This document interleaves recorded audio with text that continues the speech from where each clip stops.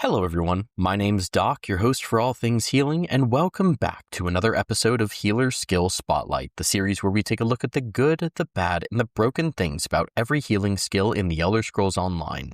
In this episode, we'll be taking a look at the Restoration Staff skill Grand Healing, as well as its morphs Illustrious Healing and Healing Springs.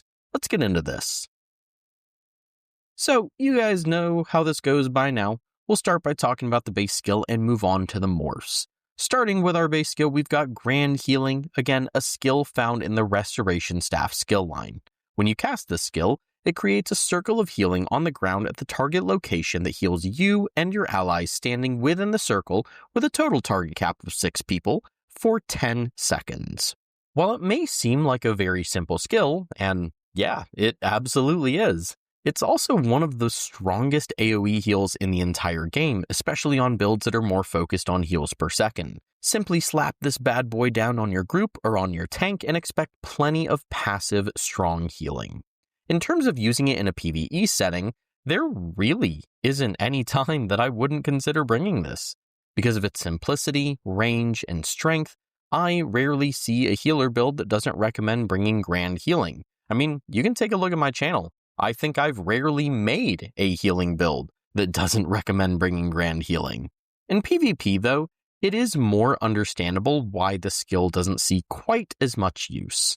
In the fast-paced environment of PvP, you don't really want to rely on healing that has to sit in one place, because, well, most players aren't going to be sitting in one place.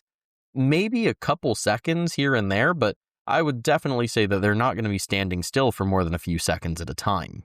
There are some skills that are exceptions to this rule, of course. Things like Extended Ritual or Budding Seeds are both great AoE heals to bring into PvP, but Grand Healing is not one of those exceptions. One additional thing that's worth noting about Grand Healing, just as a base skill, is that it has an interaction with an arena weapon. The Master's Restoration Staff, otherwise known as Grand Rejuvenation, is a staff found in Dragonstar Arena. When you cast Grand Healing or either of its morphs, you will restore resources to anyone hit by the initial cast.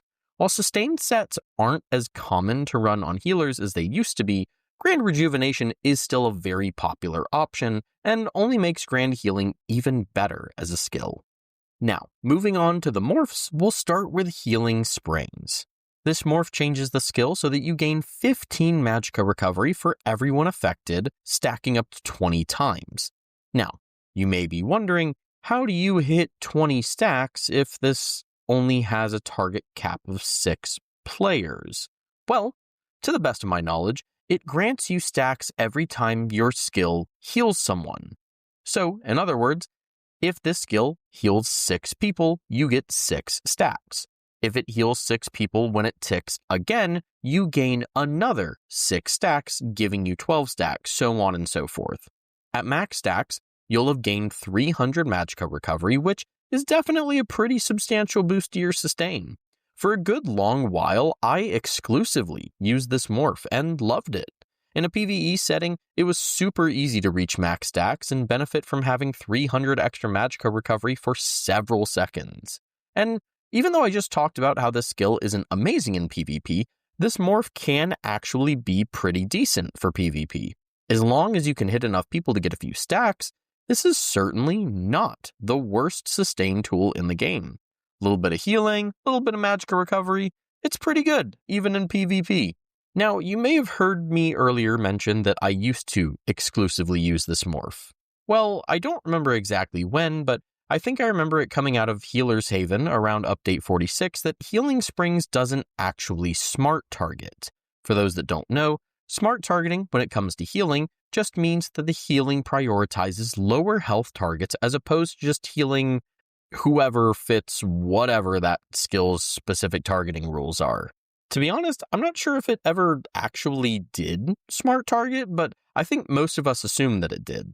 Since the other morph of this skill, which we'll talk about in just a second, does smart target, that morph quickly became the go-to for a lot of healers.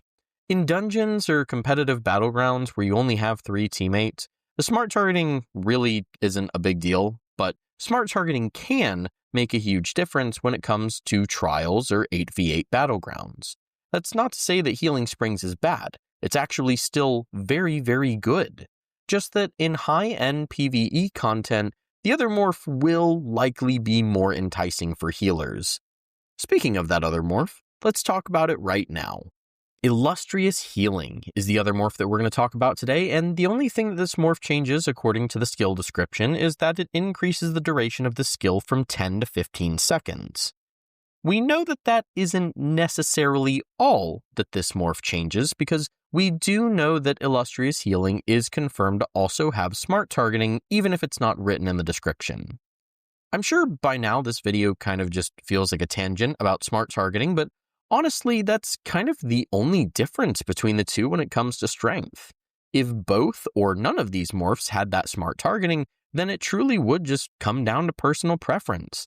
The recovery from Healing Springs is awesome, but so is the longer duration from Illustrious Healing. Having a skill that lasts a little longer means that you have more opportunity to do other things while it's active. Would I recommend this morph in PvP? Probably not. I still think Healing Springs is better for PvP. For PvE though, Illustrious Healing is definitely the superior morph thanks to its smart targeting, which can really come in clutch for things like heal checks, or just generally making sure that your team stays alive. In conclusion, both Healing Springs and Illustrious Healing are fantastic AoE heals that provide a lot of very strong passive healing to you and your allies. While Illustrious Healing does win out in a PvE setting due to a few factors, I do think that I might have oversold it a little bit in this video, as again, Healing Springs is still a very strong choice. And if you're not engaged in high-end content with a large group where you need very high heal parses, then you really couldn't go wrong with either choice. And that was all we had for this episode of Healer Skill Spotlight. As always, I hope you enjoyed the video and found it useful. Don't forget to check out the link in the description so you can follow me on stuff and join my Discord server. Before we head out, I also want to give a quick shout out to my Patreon supporters Tyler Scott, Dylan Stewart, Sharni Lee, and Carlos Camacho, as well as my YouTube members King Gingy, Durgy, Insert Username, Timeburn, Malcolm Ewing, Daytripper, and Lorelei. Thank you for being here, and your support means so much to me. I think all I've got left to say is that I've been Doc. Take care of yourselves, be good to others. Don't forget to leave your suggestions for the next skill I cover in the comments, and I will catch y'all in the next one.